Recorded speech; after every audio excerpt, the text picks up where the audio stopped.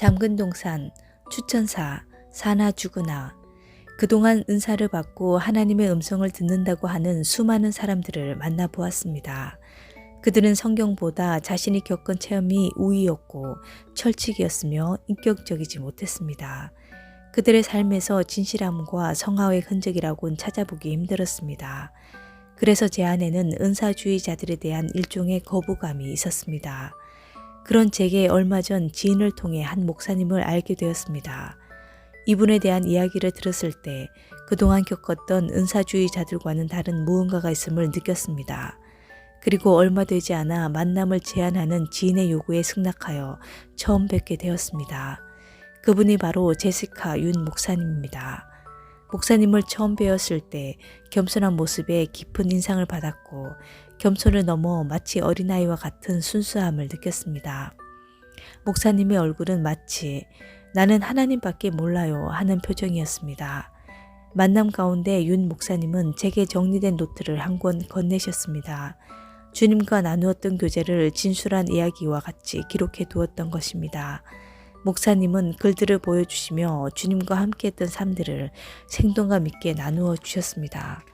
그간 목사님의 이야기를 통해 주변의 많은 사람들이 감명을 받았고 지금 그 노트가 책이 되어 이 세상에 나오게 되었습니다.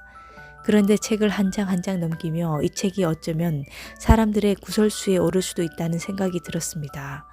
안타깝게도 이 시대는 잘못된 은사주의자들로 인해 영적인 것, 성령의 역사, 영적 체험과 같은 표현들이 도매급으로 터부시되는 시대가 되어버렸기 때문입니다. 그들의 비성경적인 사역으로 인해 한국교회에 적지 않은 피해가 있었습니다.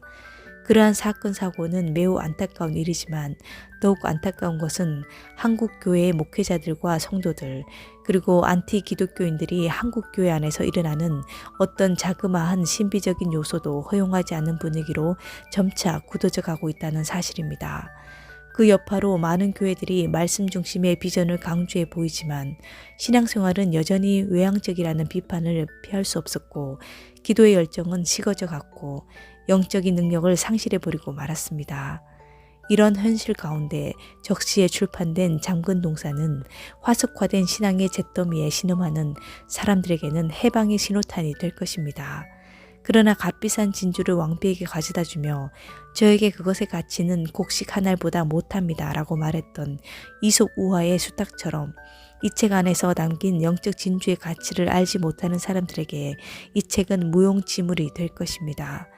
이 책은 사람들이 놓치고 있는 신앙의 내적이고 실제적인 면을 보여주므로 말씀과 체험의 균형적인 모델을 제시하고 있습니다. 한 개인에게 허락하신 영적인 체험과 교제가 이토록 실제적이고 성경적인 것에 놀라지 않을 수 없었습니다. 단순히 영적 세계가 아닌 신앙생활에 없어서는 안 될 죄와 회개라는 주제를 다루고 있어 영적 체험에 대한 신뢰도를 높여줍니다.